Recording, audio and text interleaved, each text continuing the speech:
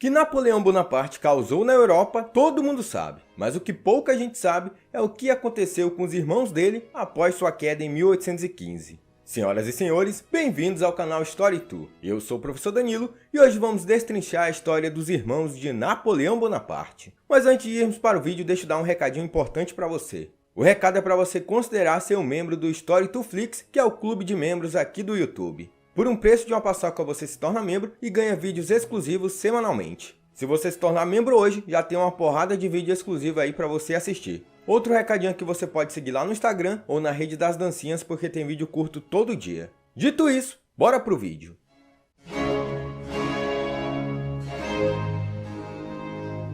Após a morte do pai, Carlo Bonaparte, Napoleão passou a ser o responsável pela família Bonaparte, mesmo ele não sendo o filho mais velho. Ele tinha 7 irmãos, sendo 4 homens e 3 mulheres, e durante seu reinado eles foram bem recompensados. Mas afinal, o que aconteceu com os irmãos de Napoleão Bonaparte? O irmão mais velho de Napoleão era José Bonaparte, um dos que mais se beneficiaram do reinado de Napoleão Bonaparte. Assim como o irmão famoso, ele estudou em Paris e se tornou deputado no Conselho dos 500 no Diretório durante a Revolução Francesa. No reinado do irmão, José atuou como diplomata, assinando vários tratados, até que se tornou rei da Espanha como José I. Ele nunca teve a simpatia dos espanhóis e foi combatido duramente durante a Guerra Peninsular. Seu reinado chegou ao fim em 1813, quando ele retornou para Paris. No dia 28 de março de 1813, já quando Napoleão havia sido derrotado em Moscou e perante o avanço das tropas aliadas em direção à capital, José Bonaparte instou a imperatriz Maria Luísa a abandonar Paris. Ele próprio a acompanhou até Blois e depois instalou-se em Orleans, pois era impossível chegar a Fontainebleau, onde esperava encontrar o irmão. Ele escreveu uma carta a Napoleão em 10 de abril, pedindo o estabelecimento de uma monarquia constitucional para evitar o retorno dos Bourbons. Mas esta carta chegou tarde demais, Napoleão já havia abdicado. Ao saber desta notícia, José partiu discretamente para a Suíça, enterrando papéis e diamantes perto da fronteira. Quando Napoleão regressou de Elba, ele foi contactado em 12 de março de 1815. Foi sob a ameaça de ser refém pelos aliados e com entusiasmo mais do que abundante pelo regresso de Napoleão que José atravessou novamente a fronteira e juntou-se ao imperador no caminho do regresso a Paris. Mais tarde, depois da perda definitiva em Waterloo em 1815, José Bonaparte emigrou para os Estados Unidos e depois para Londres. Finalmente, em 1841, ele emigrou para Florença, cidade onde faleceria pouco tempo depois. O segundo irmão de Napoleão era Lucien Bonaparte, que nasceu em 21 de maio de 1775. Sua carreira política começou no Diretório, com sua eleição para o Conselho dos 500. Na época, ele ainda não havia atingido a idade mínima legal para ser eleito. Ele, portanto, usou sua certidão de casamento, obtida com a certidão de nascimento de seu irmão mais velho, para participar do Conselho. Às vésperas do 18 de Brumário, Lucien assumiu a presidência do Conselho. Isso lhe permitiu ter um papel fundamental no golpe do irmão. E por conta disso, seu irmão o recompensou lhe dando o Ministério do Interior. Diz aí se não era ser bom ser irmão do Napoleão Bonaparte em alguns aspectos, né? Dos irmãos de Napoleão, Lucien foi aquele que mais entrou em conflito com ele. A gota d'água foi após o seu segundo casamento com Alexandrine de Blechamp. Ela cristalizou o conflito que vinha fermentando há muito tempo entre Napoleão e seu irmão mais novo. Este último repreendeu o mais velho por suas tendências tirânicas. Como resultado, Lucien foi exilado em Roma. Ele ficou em Roma até 1810, quando embarcou para a América, quando as tropas francesas entraram em Roma. Infelizmente, seu navio foi abordado pela marinha inglesa. Lucien, portanto, passou anos em uma prisão domiciliar na Inglaterra. Isso porque ele tinha medo de uma hipotética prisão domiciliar na Itália.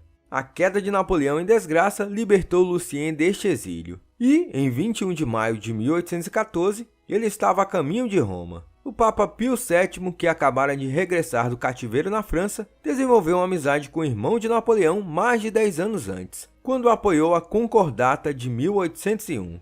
Ele recebeu pessoalmente Lucien no mesmo dia que chegou a Roma. Isso em 27 de maio. Foi durante esta audiência que Pio VII comunicou a Lucien a sua decisão de conferir-lhe o tão cobiçado título de príncipe romano. Esta notícia não deixou de irritar tanto os cardeais como os círculos monarquistas franceses. Mas a benevolência de Pio foi confirmada por uma bula papal de 18 de agosto de 1814, que reconhecia o apego legal e sincero que Lucien sempre demonstrou pela Santa Sé e pelo Pontífice. Posteriormente, Lucien vendeu suas propriedades na França e estabeleceu-se definitivamente em Roma, onde ele e sua esposa mantiveram uma pequena corte que se revelou um grande sucesso. No entanto, os 100 dias trariam novas reviravoltas à tumultuada relação entre Napoleão e Lucien Bonaparte. Durante o governo dos 100 dias, Lucien ficou ao lado do irmão e fez parte do Conselho de Ministros presidido por José Bonaparte. Ele tentou em vão preservar os direitos de Napoleão II após a derrota de Napoleão em Waterloo. Lucien foi preso pelos austríacos quando tentava deixar a França sob um nome falso. Ele foi exilado em Turim, depois colocado em prisão domiciliar em Roma e finalmente em sua propriedade em Canino. Depois da morte de Napoleão, em 1821, os aliados deixaram-no viver em paz. Em 29 de junho de 1840, em Viterbo, Lucien Bonaparte sucumbiu ao câncer de estômago, assim como seu pai, sua irmã Pauline e, segundo a autópsia oficial, seu irmão Napoleão.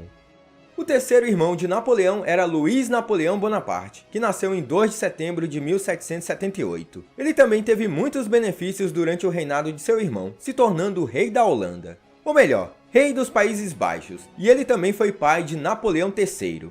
O começo da sua carreira foi passado no exército e ele serviu juntamente com Napoleão no Egito. Graças a Napoleão, era um general já aos 25 anos de idade, apesar de ele próprio pensar que tinha chegado a um posto demasiado alto em tão pouco tempo. Por que será, né? Depois do seu regresso à França, esteve envolvido no plano de Napoleão para derrubar o Diretório. Depois de se tornar primeiro cônsul, Napoleão arranjou o casamento entre Luís e Hortência de Beauharnais, a filha da imperatriz Josefina e enteada de Napoleão.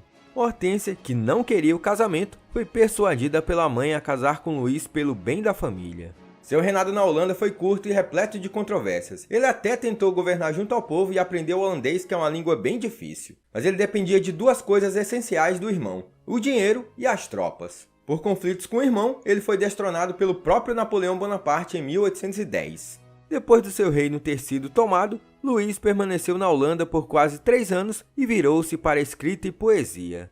Luís escreveu a Napoleão depois da derrota deste último na Rússia para pedir que o trono holandês lhe fosse devolvido.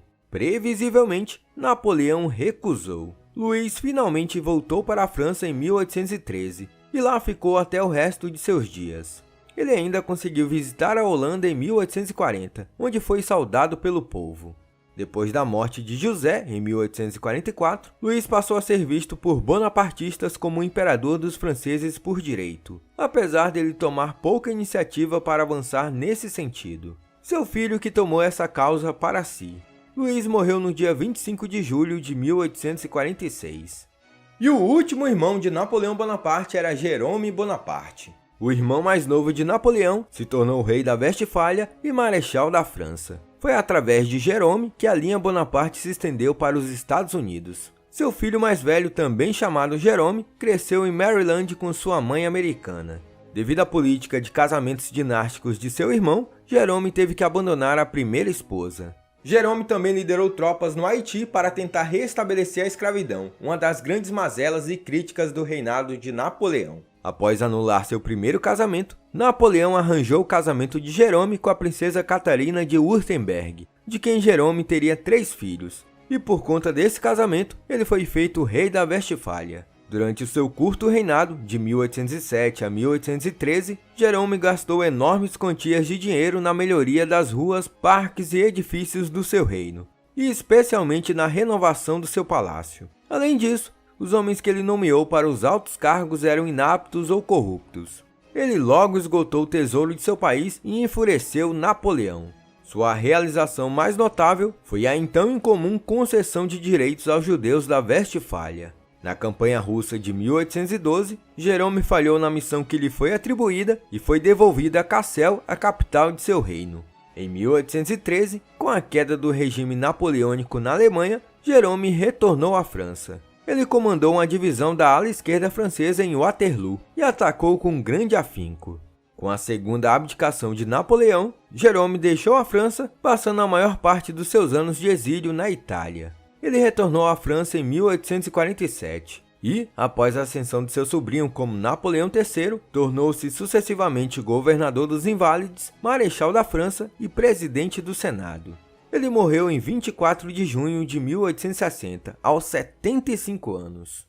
Então é isso, pessoal. Chegamos ao final de mais um vídeo e espero que vocês tenham gostado. Se vocês quiserem vídeos individuais sobre os irmãos de Napoleão, comenta aqui que eu posso fazer futuramente. E se querem vídeos sobre as irmãs do Napoleão Bonaparte, comenta aqui que eu também posso fazer futuramente. No mais, considere ser um membro do canal, deixe o joinha e se não é inscrito, inscreva-se já. No mais, falou!